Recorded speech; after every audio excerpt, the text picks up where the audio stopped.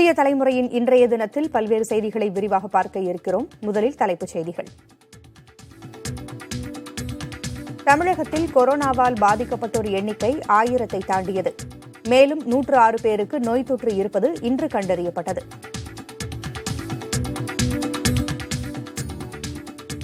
Corona பரிசோதனையை தனியார் மருத்துவமனைகள் மேற்கொண்டால் செலவை அரசே ஏற்கும். சுகாதாரத்துறை செயலர் பீலா ராஜேஷ் தகவல்.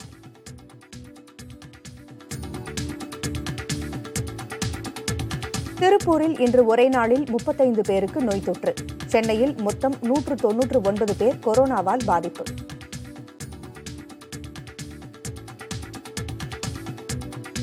தமிழகத்தில் ஊரடங்கை நீட்டிக்க ஏன் தயக்கம் என அரசுக்கு மு.க. ஸ்டாலின் கேள்வி.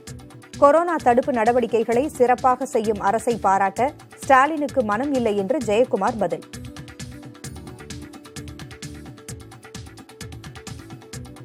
கொரோனா காரணமாக தீவிர சிகிச்சை பிரிவில் இருந்த பிரிட்டன் பிரதமர் போரிஸ் ஜான்சன் வீடு திரும்பினார்.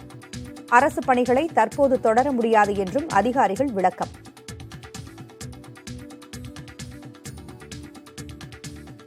கொரோனா தொற்று ஏற்பட்டவர்கள் அதிகம் வாழும் பகுதியாக மாறிய ஐரோப்பா கண்டம்.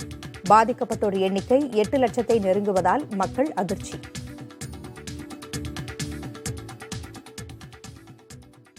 தமிழகத்தில் கொரோனா தொற்றால் பாதிக்கப்பட்டோர் எண்ணிக்கை 1075ஆக அதிகரித்துள்ளது. இன்று ஒரே நாளில் 106 பேருக்கு கொரோனா உறுதி செய்யப்பட்டிருப்பதாக சுகாதாரத்துறை செயலர் பீலா ராஜேஷ் தெரிவித்துள்ளார். கொரோனா பாதிப்பை கண்டறிய தமிழகத்தில் பரிசோதனை மையங்கள் 23 அமைக்கப்பட்டிருப்பதாகவும் அதில் அரசு மருத்துவமனைகளில் 14 மையங்களும் தனியார் மருத்துவமனைகளில் 9 மையங்களும் செயல்பட்டு வருவதாக தெரிவித்தார். அதில் நோய் அறிகுறி உள்ளவர்களுக்கு பரிசோதனை செய்வதற்கான கட்டணத்தை தமிழக அரசே ஏற்றுக்கொள்ளும் என்றும் அவர் தெரிவித்துள்ளார். தமிழகத்தில் மருத்துவர்கள் 8 பேருக்கும் செவிலியர் 5 பேருக்கும் கொரோனா பாதிப்பு இருப்பது கண்டறியப்பட்டுள்ளது. ஏற்கனவே கொரோனாவால் தமிழகத்தில் 10 பேர் உயிரிழந்த நிலையில் சென்னை ஓமந்தூரார் மருத்துவமனையில் சிகிச்சை பெற்று வந்த 45 வயது மதிக்கத்தக்க பெண் ஒருவர் உயிரிழந்தார். இதுவரை தமிழகம் முழுவதும் 39,041 பேர் வீட்டு கண்காணிப்பிலும் 162 பேர் அரசு கண்காணிப்பிலும் இருப்பதாக தெரிவிக்கப்பட்டுள்ளது. தமிழகத்தில் இதுவரை 10,655 பேருக்கு கொரோனா பரிசோதனை செய்யப்பட்ட நிலையில் நோய் பாதித்தவர்களில் 50 பேர் குணமடைந்து வீடு திரும்பியிருப்பதாக பீலா ராஜேஷ் தெரிவித்துள்ளார். டெஸ்ட் செய்யப்பட்ட நம்பர் 10,655. இதில் நேற்று வரைக்கும் பாசிட்டிவ் 969. இன்னைக்கு பாசிட்டிவ் சாம்பிள்ஸ் 106. ஆக மொத்தம் பாசிட்டிவ் கோவிட் பாசிட்டிவ் கேசஸ் 1075. இப்போ நம்மளோட லேப்ஸ் இன்க்ரீஸ் பண்ணியிருக்கோம். இப்போ 14 கவர்மெண்ட் லேப்ஸ் அப்ரூவல் வந்துருச்சு, 9 பிரைவேட் லேப்ஸ். நாம எல்லா டெஸ்டிங்கும் எல்லா லேப்ஸும் கோஆர்டினேட்டட் வேல பிரைவேட்டையும் நாங்கள் யூஸ் பண்ணலாம். அதுக்குண்டான ஃபுல் அமௌண்ட்டையும் நம்மளோட மாண்புமிகு முதலமைச்சர் அவர்களின் அறிவிப்பின்படி கவர்மெண்ட்டே அதோட அமௌண்ட்டை பே பண்ணிடும். தமிழகத்தில் கொரோனா பாதிப்பால் உயிரிழந்தோரின் எண்ணிக்கை 11ஆக அதிகரித்துள்ளது. மதுரை அண்ணா நகரைச் சேர்ந்த 54 வயது முதியவர் மார்ச் 25ஆம் தேதி உயிரிழந்தார். இவர் கொரோனா பாதிப்பிற்கு தமிழகத்தில் உயிரிழந்த முதல் நபர். இரண்டாவதாக விழுப்புரத்தைச் சேர்ந்த 51 வயது நபரும், மூன்றாவதாக தேனியைச் சேர்ந்த 53 வயது மதிக்கத்தக்க பெண்மணியும் உயிரிழந்தனர். அடுத்ததாக ராமநாதபுரத்தைச் சேர்ந்த முதியவர் கடந்த 2ஆம் தேதி உயிரிழந்தார். அவரைத் தொடர்ந்து 5ஆவதாக சென்னையைச் சேர்ந்த 60 வயது முதியவரும், 57 மற்றும் 64 வயது பெண்கள் முறையே 6 மற்றும் 7ஆவதாக சென்னையில் உயிரிழந்தனர். அதன்பின் வேலூரைச் சேர்ந்த 45 வயது மதிக்கத்தக்க நபரும், தூத்துக்குடியைச் சேர்ந்த 60 வயது மூதாட்டியும் கொரோனா பாதிப்பால் உயிரிழந்தனர். 10ஆவதாக ஈரோட்டைச் சேர்ந்த நபர் உயிரிழந்த நிலையில் சென்னை புளியந்தோப்பைச் சேர்ந்த 45 வயது பெண் கொரோனாவிற்கு உயிரிழந்திருப்பதாக சுகாதாரத்துறை தெரிவித்துள்ளது.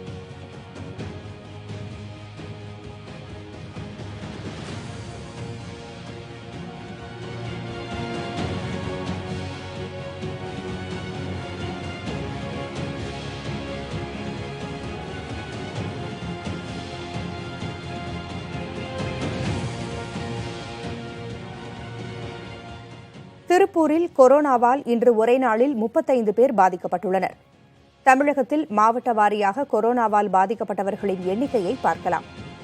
தமிழ்நாட்டிலேயே அதிகப்படியாக சென்னையில் இதுவரை 199 பேர் கொரோனாவால் பாதிக்கப்பட்டுள்ளனர். அதற்கு அடுத்தபடியாக கோவையில் 119 பேர் கொரோனாவால் பாதிக்கப்பட்டுள்ளனர். ஈரோட்டில் 64 பேர் கொரோனாவால் பாதிக்கப்பட்டுள்ளனர். திருப்பூரில் ஒரே நாளில் 35 பேர் பாதிக்கப்பட்டு மொத்தம் 63 பேர் கொரோனா தொற்றுக்கு ஆளாகியுள்ளனர். நெல்லை மற்றும் திண்டுக்கல்லில் தலா 56 பேரும், நாமக்கல்லில் 45 பேரும் கொரோனாவால் பாதிக்கப்பட்டிருக்கிறார்கள். செங்கல்பட்டு மற்றும் திருச்சியில் 43 பேரும், தேனியில் 41 பேரும், ராணிப்பேட்டையில் 39 பேரும் கொரோனா தொற்றுக்கு ஆளாகியிருக்கிறார்கள். திருவள்ளூரில் 29 பேருக்கு தொற்று உறுதி செய்யப்பட்டுள்ளது. கரூர் மற்றும் மதுரையில் தலா 25 பேரும், நாகை மற்றும் தூத்துக்குடியில் தலா 24 பேருக்கும் கொரோனா பாதித்துள்ளது. விழுப்புரத்தில் 23, கடலூரில் 19, சேலத்தில் 17, திருப்பத்தூரில் 16, கன்னியாகுமரியில் 15, திருவாரூரில் 13, வேலூரில் 12 என கொரோனா தொற்றுக்கு ஆளாகியிருக்கிறார்கள். தஞ்சை, திருவண்ணாமலை மற்றும் விருதுநகரில் தலா 11 பேர் கொரோனாவால் பாதிக்கப்பட்டிருக்கிறார்கள். நீலகிரியில் 9 பேர், காஞ்சிபுரத்தில் 8 பேர், சிவகங்கையில் 6 பேர் கொரோனா தொற்றுக்கு ஆளாகியிருக்கிறார்கள். தென்காசியில் 5 பேரும், கள்ளக்குறிச்சியில் 3 பேரும், ராமநாதபுரத்தில் 2வரும், அரியலூர் மற்றும் பெரம்பலூரில் தலா 1வரும் கொரோனாவால் பாதிக்கப்பட்டிருக்கிறார்கள்.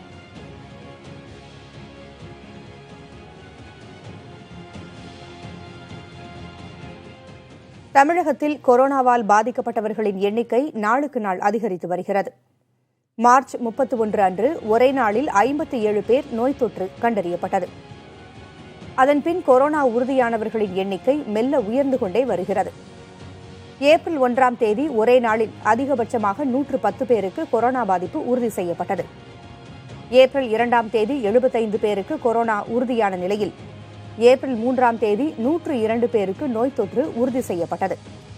அதனைத் தொடர்ந்து ஏப்ரல் 4ஆம் தேதி 74 பேரும், ஏப்ரல் 5ஆம் தேதி 86 பேரும் பாதிக்கப்பட்ட நிலையில் ஏப்ரல் 6ஆம் தேதி ஒரே நாளில் பாதிக்கப்பட்டவர்களின் எண்ணிக்கை 50ஆக குறைந்தது. இதேபோல் ஏப்ரல் 7ஆம் தேதி 69 பேரும், ஏப்ரல் 8ஆம் தேதி 48 பேரும், 9ஆம் தேதி 96 பேரும் பாதிப்பிற்கு ஆளாகியிருப்பதாக கூறப்பட்டது.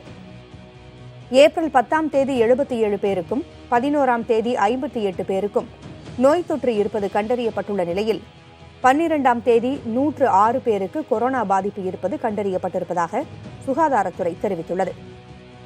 தமிழகத்தில் கொரோனா தொற்றுக்கு ஆளாகியவர்களின் எண்ணிக்கை ஊரடங்கிற்கு முன்பு 18ஆக இருந்தது.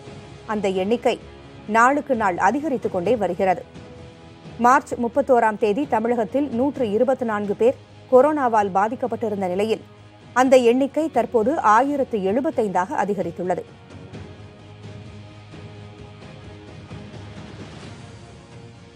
கொரோனா தடுப்பு நடவடிக்கைகளில் தமிழக அரசு சிறப்பாக செயல்படவில்லை என்றால் திமுக செயல்பட வைக்கும் என அக்கட்சியின் தலைவர் மு.க.ஸ்டாலின் தெரிவித்துள்ளார். இது தொடர்பாக அவர் வெளியிட்டுள்ள அறிக்கையில், கொரோனா விவகாரத்தில் அரசு எதுவும் செய்யவில்லை என தாம் சொல்லவில்லை என்றும், அரசு எடுக்கும் ஆக்கப்பூர்வமான நடவடிக்கைகளுக்கு திமுக ஒத்துழைப்பு அளிக்கும் என்று கூறியதாகவும் விளக்கமளித்துள்ளார். தமிழக அரசு எந்த அளவிற்கு தயாராக இருக்க வேண்டும் என்று சுட்டிக்காட்டியதை முதலமைச்சரால் பொறுத்துக் கொள்ள முடியவில்லை என்று ஸ்டாலின் குற்றஞ்சாட்டியுள்ளார். எனவே அநாகரிகமான அரசியலை கைவிட்டு நெருக்கடி மிகுந்த இந்த நேரத்தில் திமுக உள்ளிட்ட அனைத்து கட்சிகளையும் அரவணைத்துச் சென்று அதிமுக அரசு கடமை உணர்வுடன் செயல்பட முன்வர வேண்டும் என்று ஸ்டாலின் கேட்டுக் கொண்டிருக்கிறார். கொரோனா காலம் முடிந்த பிறகே அரசியல் என்பதை முதலமைச்சர் நினைவில் ஏந்தி நடக்க வேண்டும் என்று கூறியுள்ள ஸ்டாலின், நோய் தடுப்பு நடவடிக்கைகளில் தமிழக அரசு சிறப்பாக செயல்படவில்லை என்றால் திமுக செயல்பட வைக்கும் என்று தெரிவித்துள்ளார்.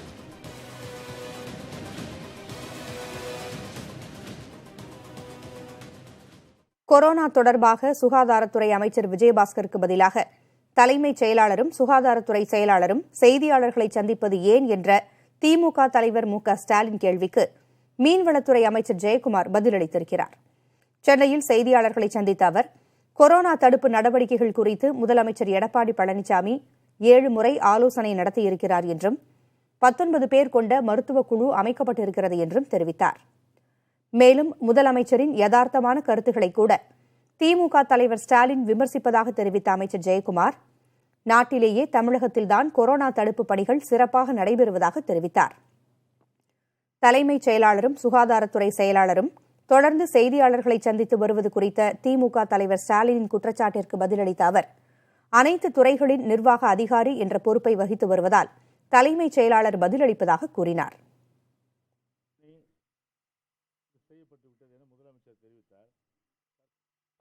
ஏன் ஹெல்த் மினிஸ்டர் பேட்டி கொடுக்கல, ஏன் செக்ரட்டரி சுகாதாரத்துறை செயலாளர் பேட்டி கொடுக்குறாங்க, அதுக்கப்புறம் தலைமைச் செயலாளர் ஏன் பேட்டி கொடுக்குறாங்க. ஸோ ஒரு தலைமைச் செயலாளர் என்பவர் அனைத்து துறைகளினுடைய ஒரு தலைமை நிர்வாக அதிகாரி. சீஃப் செக்ரட்டரி தான் ஐஏஎஸ்ல முதன்மை. ஸோ ஒரு டிபார்ட்மெண்ட் சம்பந்தப்பட்டதுன்னா ஒரு செக்ரட்டரி கொடுக்கலாம். ஆல் டிபார்ட்மெண்ட் சம்பந்தப்பட்டதுன்னா அப்போ யார் கொடுக்கணும்? சிஎஸ் தான் ரைட் பர்சன். பல்வேறு துறைகள்லாம் இன்னைக்கு உயிரை துச்சமான உயிரை பொருட்படுத்தாமல் மக்களை காப்பாற்ற வேண்டும் என்ற அந்த எண்ணத்தில் முதலமைச்சருடைய அந்த உத்தரவை ஏற்று அவர்கள் இரவும் பகல் பாராமல் உயிரை கூட மதிக்காமல் அவர்கள் அவ்வளவு பொருட்படுத்தி பண்றாங்கன்னா அதை பாராட்டுவதற்கு திரு ஸ்டாலினுக்கு மனது வேண்டும். அதை பாராட்டுவதற்கு மனதில்லை. இந்தியாவுக்கு வரவிருந்த ரேபிட் டெஸ்ட் கருவிகள் அமெரிக்காவிற்கு அனுப்பி வைக்கப்பட்டதை ஐசிஎம்ஆர் உறுதி செய்திருப்பதாக தகவல் வெளியாகியுள்ளது. கொரோனா பரிசோதனையை துரிதமாக மேற்கொள்ள பயன்படும் ரேபிட் டெஸ்ட் கருவியை சீனாவிடம் இருந்து வாங்க மத்திய அரசும் தமிழக அரசும் ஆர்டர் கொடுத்திருந்தன. இந்நிலையில் இந்தியாவிற்கு வரவேண்டிய ரேபிட் டெஸ்ட் கருவிகள் அமெரிக்காவிற்கு அனுப்பப்பட்டு விட்டதாக கூறப்பட்டது. அந்த தகவலை ஐசிஎம்ஆர் என்று அழைக்கப்படும் இந்திய மருத்துவ ஆய்வு நிறுவனம் உறுதிப்படுத்தியிருப்பதாக தெரிகிறது. இது தொடர்பாக பல்வேறு மாநிலங்களிடம் இருந்து புகார்கள் வந்திருப்பதாகவும் சொல்லப்படுகிறது. ரேபிட் டெஸ்ட் கருவிகள் கிடைத்தால்தான் பரிசோதனையை விரிவுபடுத்தி அதன் மூலம் ஊரடங்கை வகைப்படுத்த முடியும் என மத்திய சுகாதாரத்துறைக்கு ஐசிஎம்ஆர் அறிக்கை அளிக்க இருப்பதாக தகவல் வெளியாகியுள்ளது.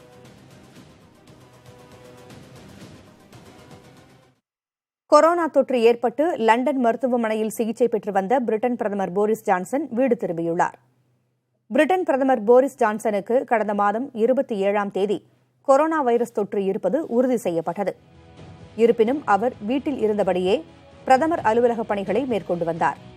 இதையடுத்து மருத்துவர்களின் ஆலோசனைப்படியும் முன்னெச்சரிக்கை நடவடிக்கையாகவும் போரிஸ் ஜான்சன் கடந்த 5ஆம் தேதி லண்டன் செயின்ட் தாமஸ் மருத்துவமனையில் அனுமதிக்கப்பட்டார்.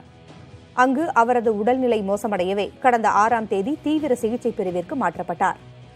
2 தினங்கள் தீவிர சிகிச்சை பிரிவில் இருந்த ஜான்சன் உடல்நிலையில் முன்னேற்றம் காணவே கடந்த 10ஆம் தேதி சாதாரண வார்டுக்கு மாற்றப்பட்டார். தொடர்ந்து அவருக்கு அளிக்கப்பட்ட சிகிச்சைகளின் பலனாக போரிஸ் ஜான்சன் தற்போது வீடு திரும்பியிருப்பதாக டவுனிங் ஸ்ட்ரீட் செய்தி தொடர்பாளர் தெரிவித்துள்ளார். பிரதமர் போரிஸ் ஜான்சன் வீடு திரும்பினாலும் அரசு பணிகளை தற்போது தொடர முடியாது என மருத்துவர்கள் தகவல் தெரிவித்துள்ளனர். போரிஸ் ஜான்சன் உடல்நிலை பாதிக்கப்பட்டிருப்பதால் பிரதமர் அலுவலக பணிகளை பிரிட்டன் வெளியுறவுத்துறை அமைச்சர் டொமினிக் ராப் மற்றும் நிதியமைச்சர் ரிஷி சுனக் ஆகியோர் கண்காணித்து வருகிறார்கள். ஊரடங்கு உத்தரவு அமலில் இருப்பதால் தமிழகம் முழுவதும் வெறிச்சோடி காணப்படுகிறது.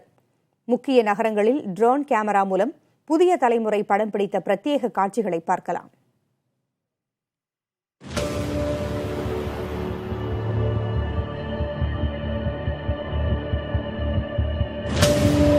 அரியலூர் நகர்ப்பகுதிகளில் எடுக்கப்பட்ட காட்சிகள்தான் இவை. அரியலூரில் அத்தியாவசிய பொருட்களை வாங்குவதற்கு ஞாயிற்றுக்கிழமை இன்று விடுமுறை அளிக்கப்பட்டுள்ள நிலையில் காய்கறி கடைகள், மளிகை கடைகள், இறைச்சி கடைகள் அனைத்தும் மூடப்பட்டுள்ளன. இதன் காரணமாக வீதிகளில் மக்கள் நடமாட்டமின்றி வெறிச்சோடி காணப்படுவது கழுகு பார்வை காட்சிகளில் காண முடிகிறது.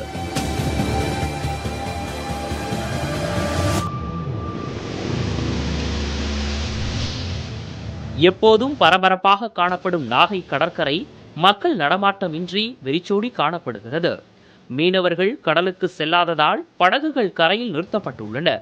இதேபோன்று தேவாலயங்கள், பள்ளி வாசல்கள், பேருந்து நிலையங்கள் போன்ற இடங்கள் வெறிச்சோடி காணப்படுகிறது.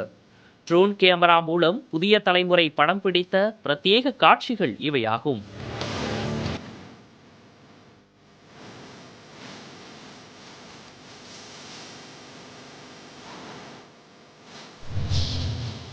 சேலத்தில் மக்கள் நடமாட்டமின்றி சாலைகள் எங்கும் காணப்பட்டது.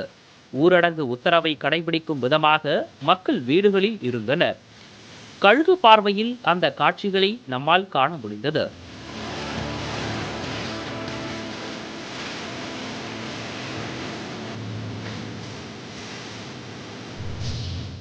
கிருஷ்ணகிரியில் கொரோனா வைரஸ் பரவலை தடுக்கும் வகையில் பணியாற்றி வரும் மருத்துவர்கள், காவலர்கள் உள்ளிட்டோருக்கு நன்றி தெரிவிக்கும் வகையில் பிரம்மாண்ட ஓவியம் வரையப்பட்டிருந்தது.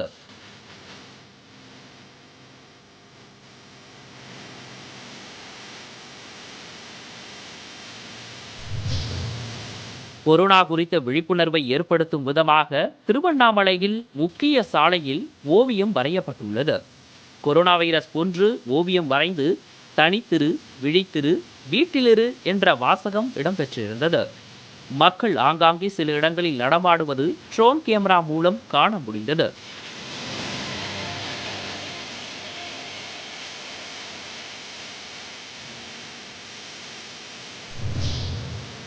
திருச்சி மேலப்புதூர் தூய மரியன்னை பேராலயத்தில் ஈஸ்டர் தினம் மிக எளிமையாக கொண்டாடப்பட்டது.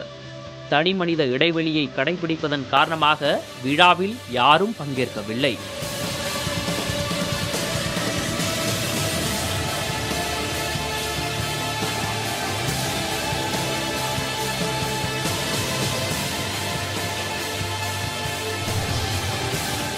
திருச்சியில் உள்ள அந்தநல்லூர் பகுதியில் சூறாவளி காற்றுடன் பெய்த மழையின் காரணமாக 8000 ஏக்கர் பரப்பிலான வாழை மரங்கள் சேதமடைந்தன.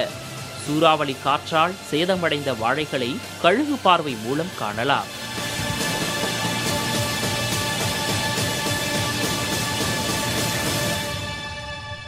ஊரடங்கு உத்தரவு அமலில் இருக்கும் நிலையில் பல்வேறு அமைப்புகள் பொதுமக்களுக்கு நேரடியாக உதவிகள் மற்றும் நிவாரணங்கள் வழங்குவதற்கு தமிழக அரசு தடை விதித்துள்ளது. தனிமனித இடைவெளியை பின்பற்றி தொற்றுநோய் பரவுவதை தடுக்கவே ஊரடங்கு உத்தரவு பிறப்பிக்கப்பட்டிருக்கிறது என்றும், இந்த தருணத்தில் பொருட்களை நேரடியாக மக்களுக்கு வழங்கி நோய் தொற்றுக்கு வழிவகுப்பதை தவிர்க்க வேண்டும் என்றும் கேட்டுக் கொள்ளப்பட்டுள்ளது. சமைத்த உணவுகள், நிவாரணப் பொருட்கள் போன்றவற்றை வழங்குவதால் தனிநபர் இடைவெளி பாதிக்கிறது என்றும், எனவே மக்களுக்கு உதவி செய்ய விரும்பும் தன்னார்வலர்கள், தொண்டு நிறுவனங்கள், அரசியல் பிரமுகர்கள் பொருட்களை அந்தந்த மாவட்ட ஆட்சித் தலைவரிடமோ, மாநகராட்சியாக இருந்தால் மாநகராட்சி ஆணையரிடமோ வழங்கலாம் என்றும் தெரிவிக்கப்பட்டுள்ளது. அரசின் இந்த உத்தரவிற்கு முழு ஒத்துழைப்பு நல்க வேண்டும் என்றும், மீறினால் ஊரடங்கு உத்தரவை மீறியதாக கருதி அவர்கள் மீது சட்ட ரீதியான நடவடிக்கை எடுக்கப்படும் என்றும் தெரிவிக்கப்பட்டுள்ளது.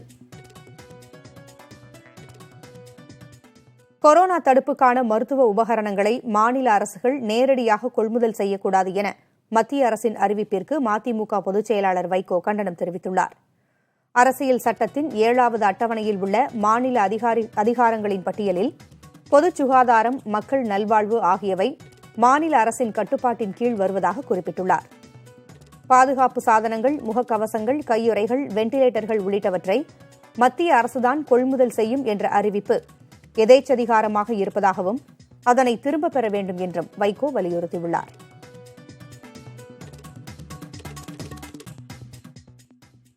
கிருமிநாசினி சுரங்கங்களை அமைக்க வேண்டாம் என அனைத்து மாவட்டங்களுக்கும் பொது சுகாதாரத்துறை சார்பில் அறிவுறுத்தப்பட்டுள்ளது. இது தொடர்பாக பொது சுகாதாரத்துறை இயக்குநர் மாவட்ட சுகாதாரத்துறை இணை இயக்குநர்களுக்கு சுற்றறிக்கை அனுப்பியுள்ளார்.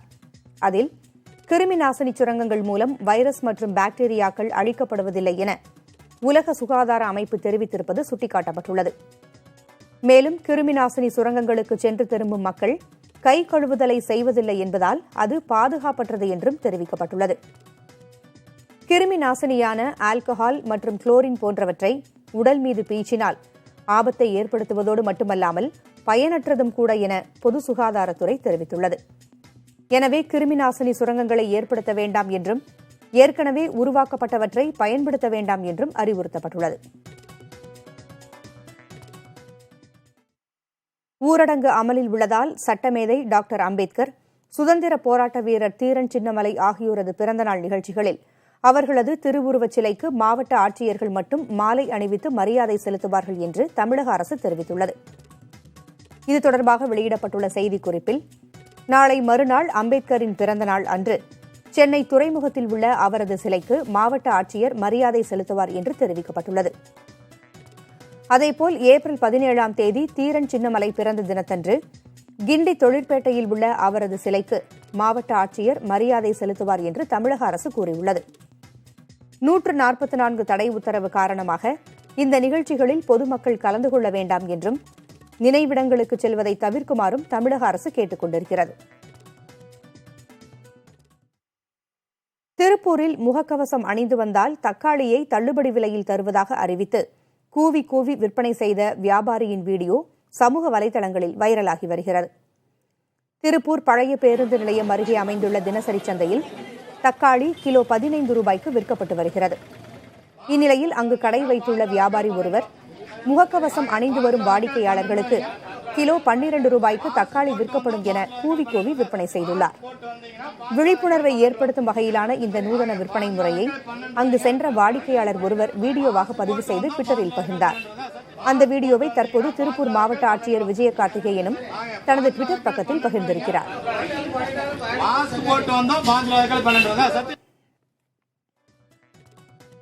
சென்னை தேனாம்பேட்டையில் ஓட்டுநரின் கட்டுப்பாட்டை இழந்த டேங்கர் லாரி அண்ணா மேம்பாலத்தின் தடுப்புச் சுவரை உடைத்துக் கொண்டு சாலையில் கவிழ்ந்தது. இதில் லாரியில் இருந்த 24 டன் பாமாயில் அண்ணா சாலையில் கொட்டி வீணானது. நல்வாய்ப்பாக லேசான காயத்துடன் தப்பிய லாரி ஓட்டுநர் முருகன் துறைமுகத்தில் இருந்து மேடவாக்கத்திற்கு சென்றபோது தூக்க கலக்கத்தில் விபத்து ஏற்பட்டதாக காவல்துறையினரிடம் தெரிவித்துள்ளார். லாரியில் இருந்த டீசலும் பாமாயிலும் சாலையில் கொட்டியதால் தீப்பிடிக்கும் அபாயம் ஏற்பட்டது. நிகழ்விடத்திற்கு சென்ற தீயணைப்பு வீரர்கள் தண்ணீரை பீச்சியடித்து லாரியை குளிர்வித்தனர்.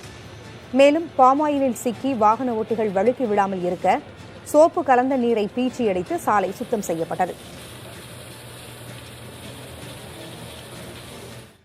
நாமக்கல் மாவட்டத்தில் 55,000 சரக்கு வாகனங்கள் நிறுத்தி வைக்கப்பட்டுள்ள நிலையில் 1 லட்சத்திற்கும் அதிகமானோர் வேலை இழந்து தவிக்கிறார்கள். சரக்கு போக்குவரத்தில் முக்கிய மையமாக விளங்குவது நாமக்கல் மாவட்டம்.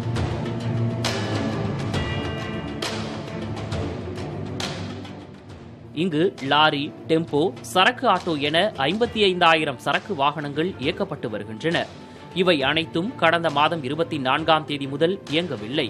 இதனால் ஓட்டுநர்கள், உதவியாளர்கள், பணிமனை மெக்கானிக்குகள், சுமை தூக்கும் தொழிலாளர்கள் என நேரடியாகவும் மறைமுகமாக 1 லட்சத்துக்கும் மேற்பட்டோரும் வேலை இழந்துள்ளனர். வண்டி சுத்தமாக நின்றுட்டு இருக்குது. வண்டி ஓனரையும் காசு கேட்கறதுக்கு வழி இல்லை. இப்போ காசு கேட்டாலும் பணம் வரலைங்க. பணம் இல்லாதனால சோத்துக்கு அவங்களும் வழி இல்லைன்னு சொல்கிறாங்க. ஏற்கனவே பாதிப்பு தான் இருக்குது. இப்போ 21 நாள் வேலை இல்லை. தொழிலாளிகளும் ரொம்ப கஷ்டப்படுறோம். சாப்பாட்டுக்கெல்லாம் ரொம்ப சிரமமாக இருக்குது. லாரிகள் இயங்காத நிலையில் மாவட்டத்தில் உள்ள 1000த்திற்கும் மேற்பட்ட லாரி பட்டறைகளும் மூடப்பட்டுள்ளன. அங்கு பணியாற்றும் 50,000த்திற்கும் மேற்பட்ட தொழிலாளர்களும் வீடுகளிலேயே முடங்கியுள்ளனர். அரசாங்கம் இந்த ரேஷன் கடையில் கொடுக்கறது இந்த வாரம் இந்த 1000 ரூபா ஒரு பேட்ச் கொடுத்துருக்காங்க. 3 வாரத்துக்கு 1000 ரூபா கொடுத்தா அது எங்கே பற்ற போகுதுங்க? அதை வாரம் ஒரு 1000 ரூபா கணக்கு பண்ணி கொடுத்தாங்கன்னா எங்களுக்கு இன்னும் கொஞ்சம் நல்லா இருக்கும். நகர்களையும் மாவட்டங்களையும் மாநிலங்களையும் இணைத்த லாரிகள் ஊரடங்கால் ஓய்ந்திருக்கும் நிலையில் அதை சார்ந்துள்ள தொழிலாளர்களின் வாழ்க்கையை உயிர்ப்பிக்க மத்திய மாநில அரசுகள் கை கொடுக்குமா? பொறுத்திருந்து பார்க்கலாம். புதிய தலைமுறைக்காக நாமக்கலில் இருந்து செய்தியாளர் துரைசாமி. கள்ளக்குறிச்சி மாவட்டம் சின்னசேலத்தில் இளைஞர் ஒருவர் காவல் ஆய்வாளரால் தாக்கப்பட்ட விவகாரம் விசாரணை நடைபெற்று வருகிறது. மூங்கில்பாடி கிராமத்தை சேர்ந்த சக்திவேல் என்ற இளைஞர் சின்னசேலம் காவல் நிலைய ஆய்வாளர் சுதாகரை எச்சரிக்கும் துணியில் சமூக வலைதளங்களில் கருத்துக்களை பதிவிட்டார் என்றும், அது குறித்து காவல் ஆய்வாளர் சுதாகர் கேட்டபோது போக போக தெரியும் என்று சக்திவேல் மிரட்டும் வகையில் பேசியதாகவும் காவல்துறை தரப்பில் தெரிவிக்கப்பட்டது. அதனைத் தொடர்ந்து மூங்கில்பாடி கிராமத்திற்கு சென்ற காவல் ஆய்வாளர் சுதாகர் இளைஞர் சக்திவேலை தாக்கியதாக வீடியோ ஒன்று சமூக வலைதளங்களில் வெளியாகியுள்ளது.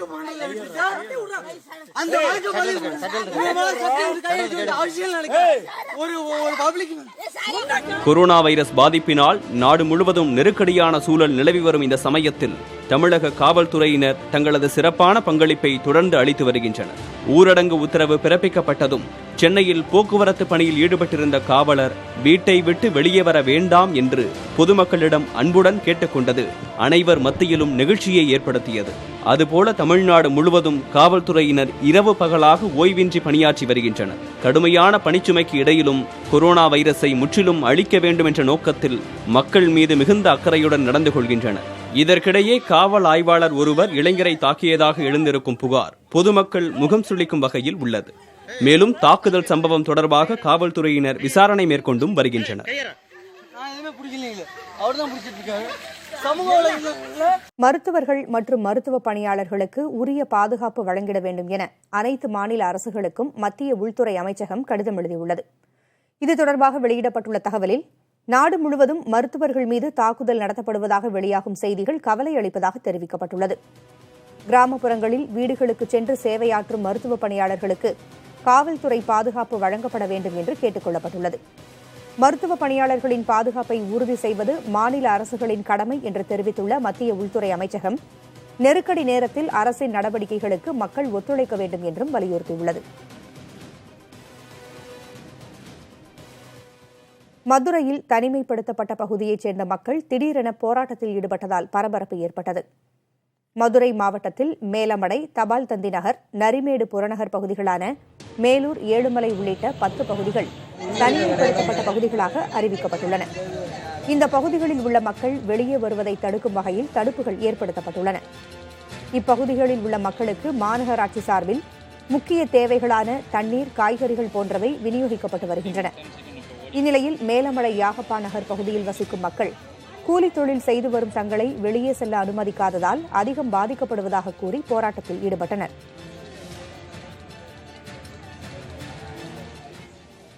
திருச்சியில் உள்ள அந்தநல்லூர் பகுதியில் சூறாவளி காற்றுடன் பெய்த மழையின் காரணமாக 8000 ஏக்கர் பரப்பளவிலான வாழை மரங்கள் சேதமடைந்ததால் இழப்பீடு வழங்க வேண்டும் என விவசாயிகள் கோரிக்கை விடுத்துள்ளனர். கடந்த 8 மற்றும் 9ஆம் தேதிகளில் காற்றுடன் கூடிய கனமழையால் அறுவடைக்கு தயாராக இருந்த வாழை மரங்கள் அடியோடு சாய்ந்தன. இதனால் 15 கிராமங்களில் இருந்த 8000 ஏக்கர் பரப்பிலான வாழை மரங்கள் சேதமடைந்துள்ளன. ஏற்கனவே ஊரடங்கு உத்தரவின் காரணமாக வாழைக்கு மிக குறைந்த விலையே கிடைப்பதாக விவசாயிகள் கவலையடைந்து இருந்த நிலையில் தற்போது வாழை மரங்கள் சேதமடைந்ததால் பெரும் இழப்பை சந்தித்திருப்பதாக வேதனை தெரிவிக்கிறார்கள்.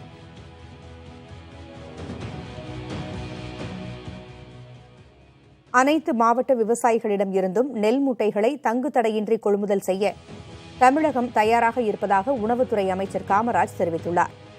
இது தொடர்பாக அறிக்கை வெளியிட்டுள்ள அவர், நெல் மூட்டைகளை விற்க முடியாமல் போய்விடுமோ என விவசாயிகள் அச்சம் கொள்ள வேண்டாம் என்று கேட்டுக் கொண்டார். விற்பனை தொடர்பாக விவசாயிகள் நேரடியாக கொள்முதல் நிலையங்களுக்கு சென்று டோக்கன் பெற்றுக் கொள்ளலாம் என்றும், அந்த டோக்கனில் குறிப்பிடப்பட்டுள்ள நாளில் எந்த சிரமமும் இன்றி நெல் மூட்டைகளை விற்கலாம் என்றும் கூறியுள்ளார். நேரடி கொள்முதல் நிலையங்களுக்கு வரும் அனைத்து நெல் மூட்டைகளும் கொள்முதல் செய்யப்படும் என்றும், அதில் ஏதேனும் பிரச்சினை ஏற்பட்டால் 04426426773 என்ற எண்ணில் தகவல் தெரிவிக்கலாம் என்றும் அமைச்சர் காமராஜ் தெரிவித்துள்ளார்.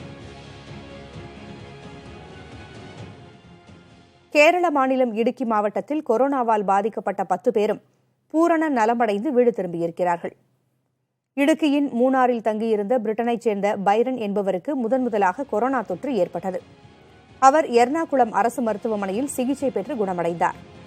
அதேபோல துபாயில் இருந்து திரும்பிய இளைஞர் மற்றும் காங்கிரஸ் பிரமுகருக்கும் கொரோனா தொற்று ஏற்பட்டு சிகிச்சைக்கு பிறகு குணமடைந்துள்ளனர். காங்கிரஸ் பிரமுகரோடு தொடர்பில் இருந்த 5 பேர் மற்றும் டெல்லி மாநாட்டிற்கு சென்று திரும்பிய ஒருவர் மற்றும் அவரது மகள் என 7 பேருக்கும் கொரோனா பாதிப்பு உறுதி செய்யப்பட்டு இடுக்கி மருத்துவக் கல்லூரி மருத்துவமனையில் சிகிச்சை பெற்று வந்தனர். இந்நிலையில் கடந்த 10ஆம் தேதி 4 பேர் கொரோனா பாதிப்பில் இருந்து குணமடைந்து வீடு திரும்பினர். மீதமுள்ள 3 பேரும் இன்று குணமடைந்து வீடு திரும்பியிருக்கிறார்கள். இதனால் கொரோனா பாதிப்பு இல்லாத மாவட்டமாக தற்போது இடுக்கி மாறியுள்ளது. இருப்பினும் மக்கள் முன்னெச்சரிக்கையுடன் இருக்க இடுக்கி மாவட்ட ஆட்சியர் தினேசன் வேண்டுகோள் விடுத்துள்ளார்.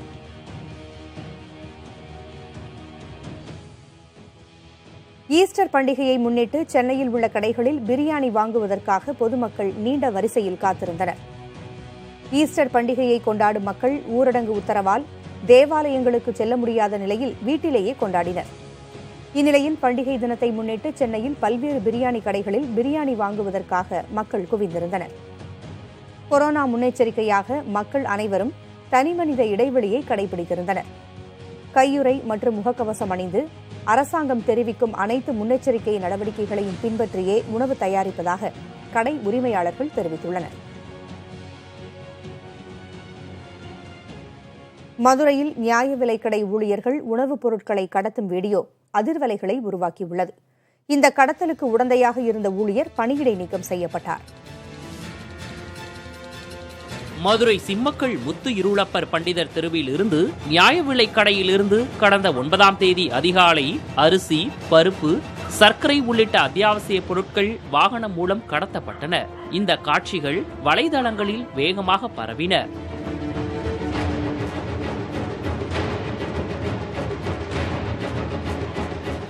விசாரணையில் நியாய விலைக் கடையின் விற்பனையாளர் ஆனந்திக்கு இந்த கடத்தலில் தொடர்பு இருப்பது தெரிய வந்தது. இதையடுத்து அவரை பணியிடை நீக்கம் செய்து மதுரை மாவட்ட கூட்டுறவு சிறப்பு அங்காடி மேலாண்மை இயக்குநர் ஜீவா நடவடிக்கை எடுத்துள்ளார். ஊரடங்கு உத்தரவால் வருமானத்தை இழந்து கடும் நெருக்கடிகளை சந்தித்து வரும் சாலையோர வியாபாரிகள் முகக்கவசங்களை தயாரித்து விற்பனை செய்தே நாட்களை கடத்தி வருகிறார்கள். வாழ்வாதாரத்தை இழந்து விழிப்புதுங்கி நிற்கும் இவர்களின் நிலை குறித்து விளக்குகிறது இந்த தொகுப்பு. கொரோனா முன்னெச்சரிக்கையாக அமல்படுத்தப்பட்டுள்ள ஊரடங்கால் ஏராளமான தினக்கூலிகளும் சாலையோர வியாபாரிகளும் வாழ்வாதாரத்தை இழந்து தவித்து நிற்கின்றனர். அன்றாட தேவையான காய்கறி மற்றும் பழங்களை விற்பனை செய்து வந்தவர்கள் தற்போது அரசு அனுமதித்த நேரத்தில் சாலையோரங்களில் நின்று விற்பனை செய்து சமாளித்து வருகின்றனர். ஆனால் துணி, பிளாஸ்டிக் பொருட்கள், பொம்மை பொருட்கள் உள்ளிட்டவற்றை நடைமேடைகளிலும் சாலையோரங்களிலும் நின்று விற்பனை செய்து வந்தவர்கள் நிலைமை பரிதாபமாக உள்ளது. அரசு கொடுக்கும் 1000 ரூபாய் ஆறுதலாக இருந்தாலும் இயல்பு வாழ்க்கை சற்று அச்சத்துடனே கடந்து வருவதாக அவர்கள் வேதனை தெரிவிக்கின்றனர். இந்நிலையில் புரசைவாக்கம் பகுதியில் சாலையோரங்களில் துணிக்கடை அமைத்து விற்பனை செய்து வந்த வியாபாரிகள் தங்களுக்கு தெரிந்த தொழில் வாயிலாகவே தங்கள் வருமானத்திற்கு வழி தேடி உள்ளனர். வீடுகளிலேயே முகக்கவசங்களை தயாரித்து சாலையோரங்களில் விற்பனை செய்து வருகின்றனர். இப்போ நம்ம வீட்டில் தான் இருக்கிறோம். நான் எந்த கடை இருக்குது, நான் கடை முடிப்பு வீட்டில் இருக்கிறேன். இப்போ எனக்கு பாக்கெட் மணி வேணும் இல்லை, எனக்கு பப்ளிக் சர்வீஸ் கூட பண்ண மாதிரி இருக்குது. பட் எனக்கு பாக்கெட் மணி கிடைக்குது, ரெண்டும் இருக்குது. சுத்தம் செய்து மீண்டும் பயன்படுத்தக்கூடிய வகையில் தயாரிக்கப்படும் இந்த முகக்கவசங்களுக்கு 25 ரூபாய் முதல் 35 ரூபாய் வரை விலை நிர்ணயித்து விற்பனை செய்து வருகின்றனர் இவர்கள். அத்தியாவசிய பொருட்களை வாங்க வெளியே வரும் மக்களிடம் நின்று கூவி கூவி விற்பனை செய்து வருகின்றனர். நாங்களும் வீட்டில் தான் சாப்பாட்டுக்கு ரொம்ப கஷ்டம் எங்களுக்கு. இது எடுத்துன்னு போனாக்கா எங்களுக்கு சாப்பாட்டுக்கு ஒரு நாளைக்கு ஏதோ 200-300 ரூபாய் கிடைக்குது. அதை வச்சு நாங்கள் இன்னைக்கு ஃபுல்லாக நாங்கள் ஓட்டிக்கிறோம். மக்களை நோய் தொற்றில் இருந்து காக்க அரசுகள் பல்வேறு நடவடிக்கைகள் எடுத்து வரும் அதே நேரத்தில் தினசரி வருமானத்தை மட்டுமே நம்பி வாழ்ந்து வந்தோரின் துயர் துடைக்கவும் உதவி செய்ய வேண்டும் என்பதே இவர்களின் கோரிக்கையாக உள்ளது. புதிய தலைமுறைக்காக ஒளிப்பதிவாளர் கணபதியுடன் செய்தியாளர் சுப்பிரமணியன்.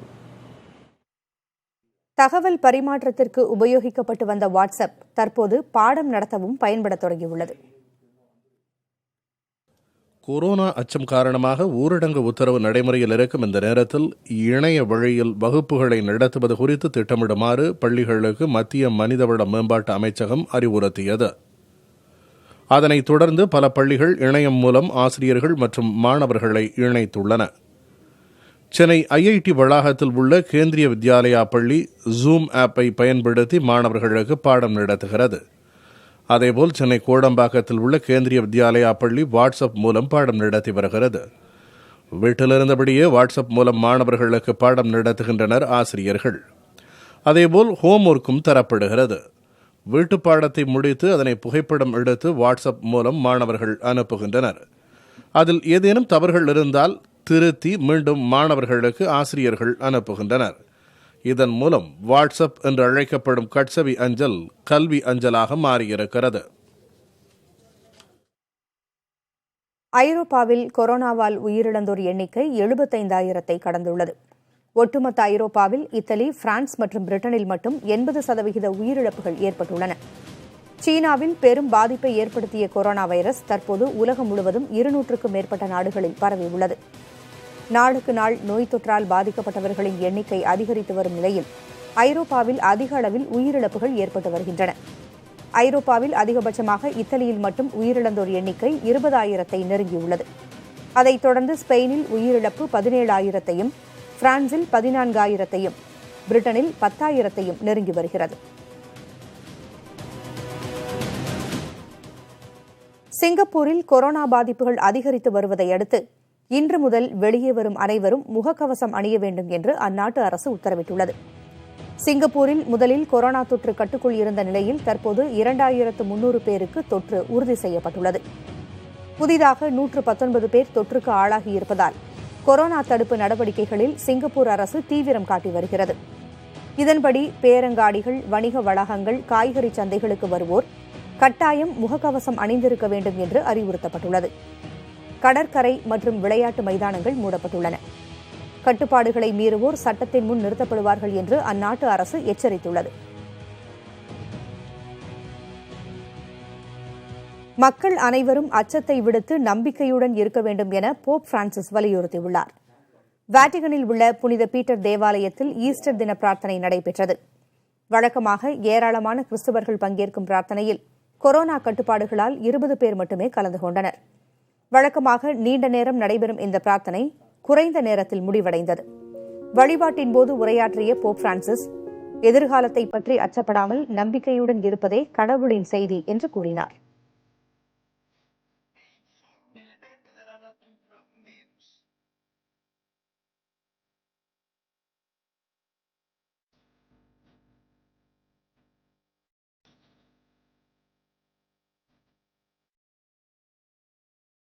கொரோனா வைரஸால் பாதிக்கப்பட்டவர்கள் விரைவில் நலம் பெற வேண்டும் என ஆஸ்திரேலியாவில் உள்ள தேவாலயங்களில் பிரார்த்திக்கப்பட்டது.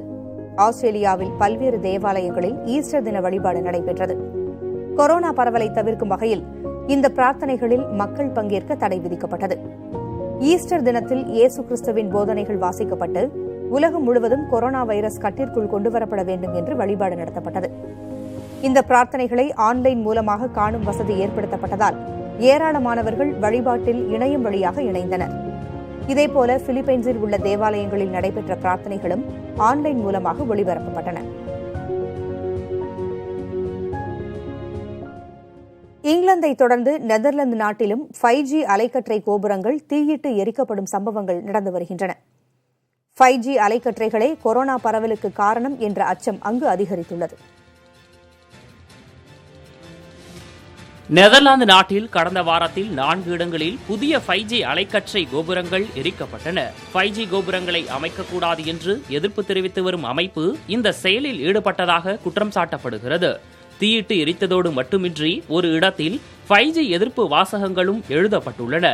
5Gயால் உருவாகும் கதிர்வீழ்ச்சிகள் ஆரோக்கிய கேடு தரும் என்றும் அதனால்தான் கொரோனா பாதிப்புகளும் அதிகரிப்பதாகவும் எதிர்ப்பாளர்கள் கூறுகிறார்கள். கடந்த வாரத்தில் இதேபோல இங்கிலாந்திலும் 5G செல்போன் விற்கும் கடைகள் சூறையாடப்பட்டன. அங்கும் கொரோனா பரவலுக்கு 5G காரணம் என்று எதிர்ப்புகள் எழுந்தன. இதனை அந்நாட்டு அரசு பொய்யான வதந்தி என்று மறுப்பு தெரிவித்தது. கொரோனா வைரஸ் பரவலை தடுக்க உலக நாடுகள் தங்களை வீட்டுக்குள் முடக்கிக் கொண்டுள்ளன. ஆனால் ஐரோப்பிய நாடான ஸ்வீடன் மட்டும் இயல்பாக இயங்கி வருகிறது. முழு முடக்கம் பார்க்கப்படும் நிலையில் ஸ்வீடன் நாட்டில் ஊரடங்கு அமல்படுத்தப்படவில்லை. இதனால் மோசமான விளைவுகளை ஸ்வீடன் சந்திக்கக்கூடும் என்று அமெரிக்க அதிபர் டிரம்ப் எச்சரித்துள்ளார். இந்த விவகாரத்தின் பின்னணி என்ன என்று பார்க்கலாம். ஐரோப்பாவின் பெரும்பாலான நாடுகளில் முழு முடக்கம் அமலில் உள்ளது. ஆனால் அக்கண்டத்தில் 4வது பெரிய பரப்பளவு கொண்ட நாடான ஸ்வீடனில் அத்தகைய கடுமையான கட்டுப்பாடுகள் விதிக்கப்படவில்லை. கொரோனா பரவலை தடுக்க ஸ்வீடன் மக்கள் தனி மனித இடைவெளியை கடைபிடிக்க வேண்டும் என அறிவுறுத்தப்பட்டுள்ளதே தவிர ஊரடங்கு அமல்படுத்தப்படவில்லை.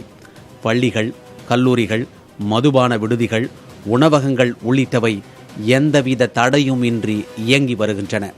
தொற்று பரவும் காலத்தில் இயல்பாக இயங்குவது மூலம் மக்கள் உடலில் ஹெர்ட் இம்யூனிட்டி, அதாவது சமூக நோய் எதிர்ப்பு திறன் என்ற வகையில் நோய் எதிர்ப்பு சக்தி பெருகும் என இதற்கு மருத்துவ ரீதியான விளக்கம் அளித்துள்ளது ஸ்வீடன். ஆனால் ஸ்வீடனில் கொரோனா பாதிப்புகள் நாளுக்கு நாள் அதிகரித்த வண்ணமே இருக்கின்றன. கடந்த 9ஆம் தேதி வரை எடுக்கப்பட்ட கணக்கெடுப்புகளின்படி கொரோனாவால் 9141 பேர் பாதிக்கப்பட்ட நிலையில் 793 நபர்கள் உயிரிழந்துள்ளனர். இதனால் ஸ்வீடன் கடுமையான கட்டுப்பாடுகளை விதிக்கவில்லை என்றால் வைரஸ் பாதிப்பால் மோசமான நிலையை சந்திக்கலாம் என அமெரிக்க அதிபர் டிரம்ப் எச்சரித்துள்ளார். இதை முற்றிலுமாக மறுத்த ஸ்வீடன் வெளியுறவுத்துறை அமைச்சர் மக்கள் சுய கட்டுப்பாட்டை முறையாக கடைபிடிப்பதாக கூறினார். ஸ்வீடனில் 1 மில்லியன் மக்கள் தொகையில் 67 பேர் மட்டும் கொரோனாவால் உயிரிழப்பதாக புள்ளி விவரங்கள் வெளியாகியுள்ளன. இவை அபாயகரமானதாக இல்லை என்றாலும் வரும் நாள்களில் வைரஸ் பரவல் தீவிரமடையலாம் என்பதால் கடுமையான கட்டுப்பாடுகள் விதிக்கப்பட வேண்டும் என ஆராய்ச்சியாளர்கள் வலியுறுத்தி உள்ளனர். இதனிடையே ஸ்வீடனில் தனி மனித இடைவெளி கட்டாயப்படுத்தப்பட வேண்டும் என உலக சுகாதார நிறுவனம் அறிவுறுத்தியுள்ளது. மேலும் பல அண்மை செய்திகளுக்கு இணைந்திருங்கள் புதிய தலைமுறையுடன்.